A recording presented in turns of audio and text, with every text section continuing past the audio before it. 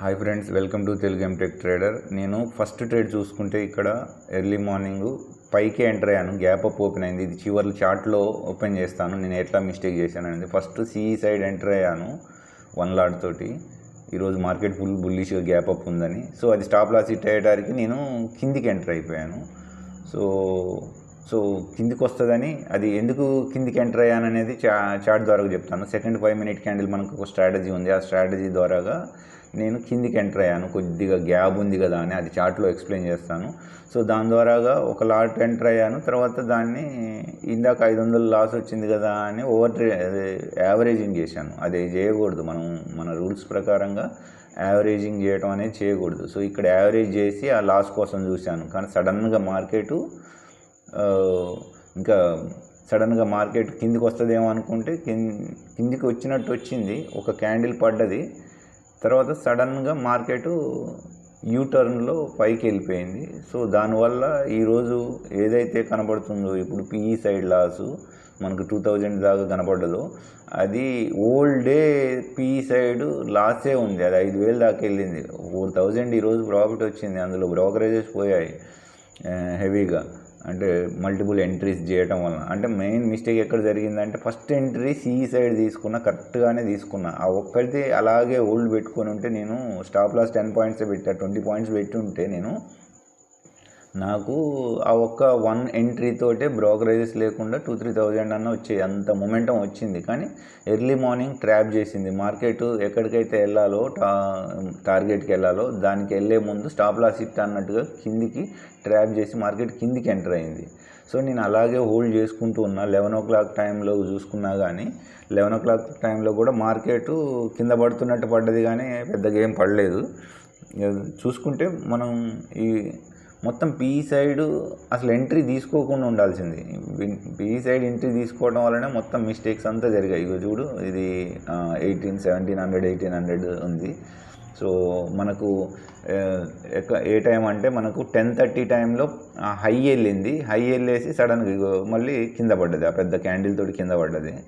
So 10:30 11 టైంలో bottom దాకా వచ్చింది. నేను మళ్ళీ కింద ఎంటర్ అయ్యాను, ఈ టైంలో ఎంటర్ అయ్యాను. అది ఇంకా అసలు ఇదే బాటమ్ అయింది. 11:10 అంటే ఇదే బాటమ్. దీని తర్వాత ఇక కిందికి ఇంకా వెళ్ళనే లేదు. ఇంకా దానివల్ల నేను ఎంత హోల్డ్ చేసినా కానీ, చాలాసేపు హోల్డ్ చేశాను.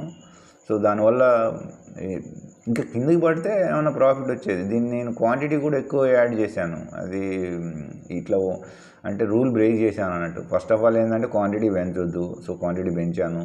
తర్వాత ఆపోజిట్ డైరెక్షన్లో ఎంటర్ అయ్యాను. ఫస్ట్ మంచిగానే ఎంటర్ అయ్యాను, సిఈ సైడ్ పైస్కి ఎంటర్ అయ్యాను. కానీ అది స్టాప్ లాస్ హిట్ అయ్యేటర్ కిందికి వెళ్తుందని కిందికి ఎంటర్ అయ్యాను. తర్వాత దాన్ని ప్రాఫిట్ తీయడం కోసం దాని క్వాంటిటీ పెంచాను. అది జరిగింది మిస్టేకు. సో దాన్ని అలాగే ఒక డైలమాలో ఉండే, అంటే మార్కెట్ కిందికి వస్తుందా పైకి వస్తుందా, ఒక కన్ఫ్యూజన్ అనేది ఉంది. కానీ market already gap up open అయింది కాబట్టి ఫుల్ బుల్లిష్గానే ఉంది. కానీ ఆల్మోస్ట్ సైడ్ వేజ్ మార్కెట్, అంటే 10:30 నుండి ఆల్మోస్ట్ 3 o'clock వరకు సైడ్ వేజ్ మార్కెట్ ఉంది. ఒక 10 పాయింట్స్ పైకి 10 పాయింట్స్ కిందికి అన్నట్టుగా ఉంది. కానీ ఈ పిఈ సైడ్ ఏదైతే ఉందో, ఇప్పుడు చూసుకున్నట్టయితే పిఈ సైడ్ దాని మూమెంటం ఏం లేదు అసలు. అంటే దాని సెల్లర్స్ అసలు మార్కెట్ని కిందికి తీసుకొని వచ్చేటోళ్ళు తక్కువ, మార్కెట్ని పైకి తీసుకొని వెళ్ళాలనేటోళ్ళు ఎక్కువ. అందుకని దాని డిమాండ్ ప్రైస్ ఎక్కువ ఉంది, పిఈ సైడ్ది తక్కువ ఉంది. సో ఆ తక్కువ ఉన్న ప్రైస్లో మనం ఎంటర్ అయ్యి దానికోసం చాలాసేపు వెయిట్ చేయడం అనేది అది కరెక్ట్ పద్ధతి కాదు. సో అలాగే హోల్డ్ చేసుకున్నా. కావాలంటే ఇప్పుడు అంటే మళ్ళీ అదొకటి ఏంటంటే, మళ్ళీ 10:30 నుండి 3 o'clock టైంలో కంప్లీట్గా మార్కెట్ సైడ్ వేస్గా ఉంది. అది నేను నెక్స్ట్ వీక్ ఎక్స్పైరీ తీసుకున్నా, ఈ వీక్ది కాదు, స్ట్రైక్ ప్రైస్. సో మూమెంట్ అదే కాబట్టి మనకేమీ ప్రైస్లో చేంజెస్ అనేది ఏం లేదు. కాకపోతే మనం పిఈ సైడ్ తీసుకోకుండా ఉండాల్సింది. చూస్తే ఇప్పుడు లాస్ ఎంత, 2300 దాకా కనపడుతుంది. సో మనకు 11:10 ఆ టైంలో. సో దానికోసమని ఇంకా చూస్తే మార్కెట్ ఏమైనా కింద పడుతుందేమో అనుకొని ఈ చార్ట్లో చూస్తే, ఎందుకంటే ఇక్కడ 50 SMA ఉంది, 50 EMA. సో ఇది బ్యాంక్ నిఫ్టీ చూసుకుంటే, బ్యాంక్ నిఫ్టీ ఏమో కింది సైడ్కి ఉంది. సో ఇక్కడ సపోర్ట్ దగ్గర ఉంది కాబట్టి ఇంకా కిందికి వస్తుందేమో అన్నట్టుగా అనుకున్నా. కానీ మార్కెట్ నిఫ్టీ అయితే ఇదైతే కంప్లీట్గా అసలు కిందికి రానే లేదు. మార్కెట్ ఒక్కసారి ఎర్లీ మార్నింగే వచ్చింది. అది నేను క్లియర్గా చార్ట్ లాస్ట్లో ఎండ్లో ఏ విధంగా ట్రాప్ అయ్యానో అనేది చూపిస్తాను.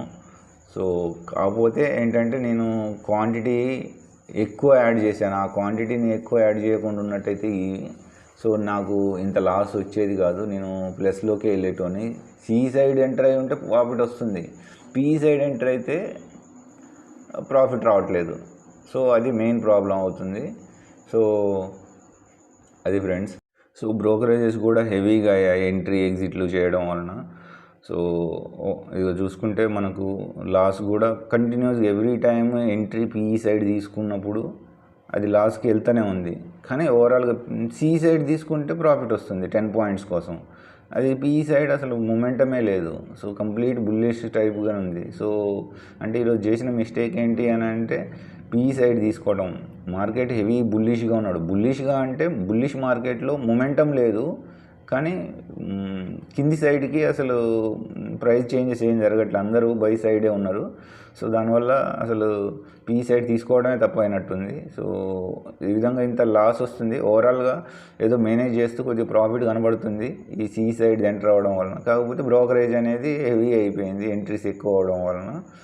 సో అంటే కంప్లీట్గా మనకు ఆల్రెడీ రూల్ బ్రేక్ చేసాము. అంటే అప్పటికి నేను క్వాంటిటీ ఎక్కువ తీసుకోవద్దు, సడన్గా స్టాప్ లాస్ మెయింటైన్ చేయాలనుకున్నా.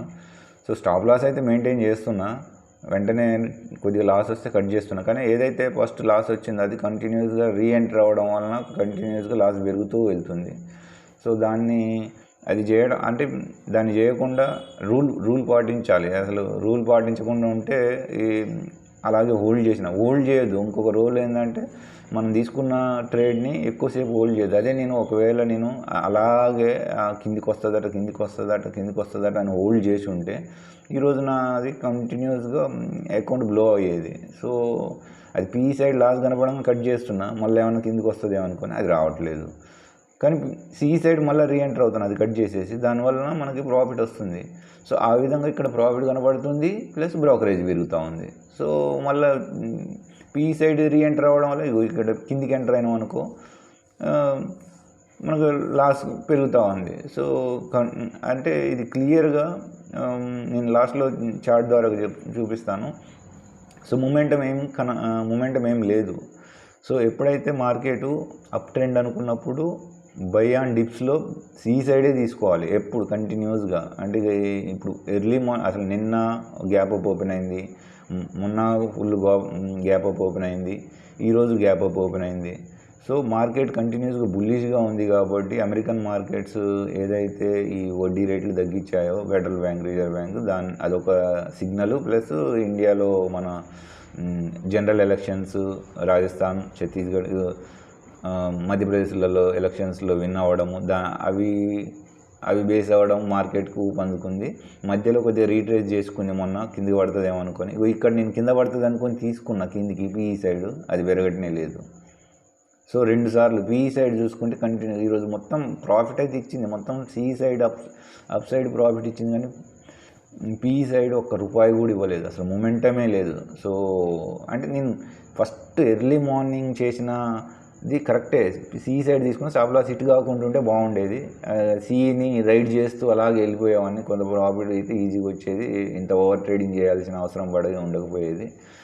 ఇది ఒక రకంగా చెప్పాలి అని అంటే రివెంజ్ ట్రేడ్ లాగానే ఉంది, రివెంజ్ ట్రేడ్. ఎందుకంటే early morning stop loss hit అయింది కాబట్టి పీఈ సైడ్ రివర్స్లో ఎంటర్ అయ్యి దాన్ని ప్రాఫిట్లోకి తీసుకొద్దాం అన్న మైండ్ సెట్ ఎంటర్ అవ్వడం వలన సో అది రివర్స్లో లాస్ కనపడడం, ఆ లాస్గా ఉండొద్దు, అది ప్లస్లోకి రావాలని కంటిన్యూస్గా పీఈ సైడ్ ఎంటర్ అవ్వడం, అది చేయడం వలన దాని లాస్ వచ్చింది. సో ఇక్కడ చూసుకుంటే ఓవరాల్గా అయితే నో ప్రాఫిట్ నో లాస్ లాగానే వచ్చింది. ప్రాఫిట్ కనబడుతుంది కానీ బ్రోకరేజే వెళ్ళిపోయింది ఆడి వరకు. సో ఎందుకంటే పీఈ సైడ్ది. సో ఇప్పుడు అలాగే వెయిట్ చేస్తూ ఉన్నా. 3 o'clock టైంలో మార్కెట్ మామూలుగా సూపర్ బుల్లీస్ వచ్చింది. సో ఇది 1 o'clockది మీరు క్లియర్గా చూడండి ఎంత సైడ్ వేజ్ మూమెంట్గా ఉందో. 1 o'clock టైంలో పీఈ సైడ్ ఎంటర్ అయితే ఏ మూమెంటం లేదు. నేను లాస్ట్ చార్ట్లో అది చూస్తాను, చెప్తాను చార్ట్ ద్వారాగా. అసలు మూమెంటం ఏం లేదు. ఇక్కడ బ్రోకరేజ్ కూడా అప్పటికి 1500 దాకా బ్రోకరేజ్ వెళ్ళిపోయింది. సో మొమెంటం ఉన్న రోజు చేయాలి. నేను ఆల్రెడీ అనుకున్నాను నిన్న ఈరోజు కొద్దిగా, ఎందుకంటే మొన్న కొద్దిగా మంచి వాలటైలిటీ ఉంది కాబట్టి ప్రాఫిట్ వచ్చింది కాబట్టి ఈరోజు ఇంకా ప్రాఫిట్ చేయకుండా ఉంటే సరిపోద్ది. మొన్న 8,000 వచ్చింది. సో అది మనకు చాలా ఎక్కువ, 15% అని. సో అనుకున్నా నిన్న కొద్దిగా 1 ట్రేడ్ చేద్దాం అనుకున్నా, అది కూడా లాస్ట్లో చేసా. నిన్న ఎర్లీ మార్నింగ్ చేసి ఉంటే కొద్దిగా మొమెంటం తోటి ఇక్కడ మెయిన్ తప్పు ఏంటంటే ఎంట్రీ అనేది కరెక్ట్గా లేకపోవడం, లేకపోతే డైరెక్షన్ అనేది తెలియకపోవడం. అంటే ఈరోజు మార్కెట్ బుల్లిష్ అన్నాడు, నిజంగానే బుల్లిష్గా పైకి వెళ్తుందా లేకపోతే మార్కెట్ కిందికి వెళ్తుందా అనేది పట్టుకోవటానికి టైం పడుతుంది. అది ఎప్పుడు టైం పడుతుంది అంటే కొద్దిగా వెయిట్ చేయాలి. అంటే 9:30, 10 ఆ టైం కొద్దిగా వెయిట్ చేయాలి. నేను 9:20కే ఎంటర్ అయిపోయాను కిందికని. సో అది మన సెకండ్ 5 మినిట్ క్యాండిల్ ద్వారా కాదు, కానీ మార్కెట్ ట్రాప్ చేసింది బుల్లిష్గా. రివర్స్లో మార్కెట్ వెళ్ళిపోవడం వలన కంటిన్యూస్గా ట్రాప్ అయిపోయి లాస్లోకి వెళ్ళిపోయాం. సో ఈగో ఒకటి మధ్యలో మనకు ఒక ఈగో ఉంటుంది. ఆ ఈగో ద్వారాగా మనం కంటిన్యూస్గా దాన్ని ఏదైతే డౌన్ సైడ్ది ఉందో దాన్ని మళ్ళీ ప్లస్లోకి తీసుకొని రావాలని మైండ్ సెట్ తీసుకొని వస్తాం. సో అలా చేయడం వల్ల ఏమవుతుందంటే మనం ఫైట్ చేస్తూ ఉంటాం. సరే ఇప్పుడు నేను కొంతవరకు లాస్ని వెంటనే కట్ చేయడం చేస్తూ ఉన్నా కాబట్టి కొంతవరకు ఓకే, అంటే అటు సి సైడ్ పైకి తీసుకొని లాస్ని బ్యాలెన్స్ చేస్తున్నాం, మళ్ళీ పి సైడ్ తీసుకుంటే లాస్ వస్తుంది, మళ్ళీ రివర్స్లో తీసుకొని దాన్ని బ్యాలెన్స్ చేస్తున్నా. సో దానివల్ల ఓవరాల్గా ఏమవుతుంది అని అంటే బ్రోకర్ అనేది లాభపడుతున్నాడు. సో మనకి మెయిన్ హెవీగా బ్రోకరేజెసే వెళ్తున్నాయి. సో ఆ బ్రోకరేజెస్ అనేది జీరో బ్రోకరేజెస్ ఉన్న టెర్మినల్లో తీసుకొని ట్రేడ్ చేయడం బెటరు. లేదు అని అంటే మనం పర్ఫెక్ట్ ఎంట్రీ కోసం వెయిట్ చేసేసి కరెక్ట్ ఎంట్రీలలో తీసుకొని 1-2 ట్రేడ్స్ తోటి లో బ్రోకరేజ్. సో ఇక్కడ చూసుకున్నట్టు 3 o'clock రాకెట్ లాగా సూపర్ బుల్లిష్గా మార్కెట్ వెళ్ళింది. సో అక్కడ 1 lot తోటి నేను పొద్దున దాకా ఎక్కువ లాట్స్ తోటి ఎంటర్ అయినా. సో ఎంటర్ అవ్వాల్సింది ఎక్కువ లాట్స్ తోటి 3 o'clock టైంలో. 3 o'clock టైంలో మామూలుగా లేదు మార్కెట్. సో ఒక 120 పాయింట్లు 3 o'clock క్యాండిల్ తోటి పైకి వెళ్ళింది. సో అంత స్పీడ్లో వెళ్తున్నప్పుడు క్వాంటిటీ పెంచినా కానీ ఒకవేళ మార్కెట్ రివర్స్ అయితే వచ్చిన ప్రాఫిట్ మొత్తం పోద్దని చివరిలో ఒక 1 lot తోటే చేశాను, చిన్న స్కాల్పింగ్ టైప్గా. సో ఓవరాల్గా మనకి ఒక 5% ప్రాఫిట్ వచ్చింది. సో సగం 5% ప్రాఫిట్ వచ్చింది. 2,000 బ్రోకరేజెస్ వెళ్ళాయి. సో అది ఫ్రెండ్స్, ఇప్పుడు చార్ట్ ద్వారా చూద్దాం ఫ్రెండ్స్ మనం. Hi friends, welcome to Telugu MTech trader. ఈరోజు మార్కెట్ చూసుకున్నట్టయితే ఇక్కడ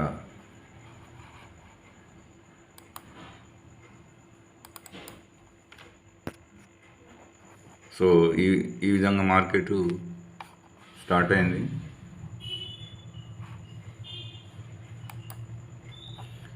సో గ్యాప్ అప్ ఓపెన్ అయింది, చాలా గ్యాప్ అప్ ఓపెన్ అయింది. సో ఇది సెకండ్ 5 minute క్యాండిల్. సో ఇక్కడ 5 minute క్యాండిల్ చూసుకున్నట్టయితే సో నేను మార్కెట్ ఈ 5 minute బ్రేక్ చేసింది కదా అని ఇటు కిందికి తీసుకున్నా, కానీ మార్కెట్ సడన్గా ఇటు పైకి వెళ్ళిపోయింది.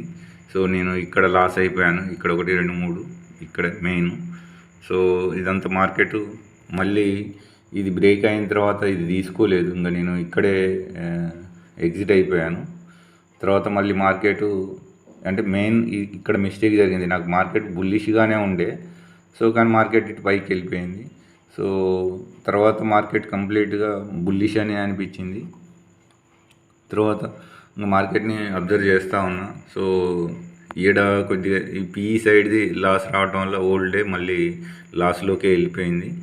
సో ఇక్కడ చూసుకున్నట్టయితే తర్వాత ట్రేడ్ చేశాను. ఈ ఏరియాలలో కొద్దిగా స్కాల్పింగ్లు చేశాను. సో ఇది మంచి మొమెంటం మిస్ అయిన తర్వాత ఇక్కడ చేశాను కొద్దిగా ఇక్కడ సో ఓవర్ ట్రేడింగ్ చేశాను. సో లాస్ట్లో 3 o'clock టైంలో 3 o'clock టైంలో ఈ క్యాండిల్ తర్వాత ఇక్కడ ఎంటర్ అయ్యాను. సో ఈ ఏరియాలో ఎంటర్ అయ్యి ప్రాఫిట్ తీశాను. సో ఇక్కడ సో ఓవరాల్గా ఏంటంటే నాకు 4,000 ప్రాఫిట్ వచ్చింది, కానీ ఇక్కడ ట్రాప్ అయిపోయాను. ఫస్ట్ మార్కెట్ ఇటు సైడే ఎంటర్ అయ్యాను, పైకని ఎంటర్ అయ్యాను. అది పైకని ఎంటర్ అయితే ఇక్కడ స్టాప్ లాస్ హిట్ అయింది. 1 lot తోటే చేసా, 1 lot తోటే. తర్వాత ఇక్కడ స్టాప్ లాస్ హిట్ అయ్యడానికి మళ్ళీ కిందికి ఎంటర్ అయినా. ఇక్కడ ఇది స్టాప్ లాస్ పైకి ఎంటర్ అయినా ఇక్కడ. అది ఇటు కిందికి వచ్చేటప్పుడు స్టాప్ లాస్ హిట్ అయింది. స్టాప్ లాస్ హిట్ అయ్యేటప్పుడు కిందికి ఎంటర్ అయినా, కానీ ఈ 2 క్యాండిల్ ఇది పైకి వెళ్ళింది, మళ్ళీ దాంట్లో లాస్ వచ్చింది. సో ఇదంతా నేను ఇక్కడ ట్రాప్ అయిపోయినా. సో దానివల్ల లేకపోతే నేను ఏదైతే డైరెక్షన్ ఇటు అనుకున్నానో సో ఇటు అది అలాగే హోల్డ్ చేసి ఉంటే నాకు మంచి ప్రాఫిట్ వచ్చేది. సో ఇక్కడే 1 లాట్ తోటే నాకు బ్రోకరేజెస్ కూడా సేవ్ అయ్యేది. సో ఓవరాల్గా నేను ఎక్కువ చేయడం వలన బ్రోకరేజెస్ హెవీ అయింది. 2000 బ్రోకరేజే పోయింది. సో లేదు అని అంటే ఇక్కడ కూడా నేను ఇక్కడ బ్రేక్ అవుతుందని అనుకోలేదు. సో ఇట్లా చూస్తూనే ఉన్నా టక్కున ఈ 2 క్యాండిల్ పోయినాయి. ఇక్కడ చాలా మూమెంటం వచ్చేసింది, చాలా ప్రైస్ చేంజ్ అయింది. సో అది ఫ్రెండ్స్. సో నెక్స్ట్ వీడియోలో మళ్ళీ కలుద్దాం. ఇక్కడ మనం ట్రేడ్ జర్నల్ చూసుకున్నట్టయితే శుక్రవారము ఈరోజు Sensex expiry. So small profit వచ్చింది.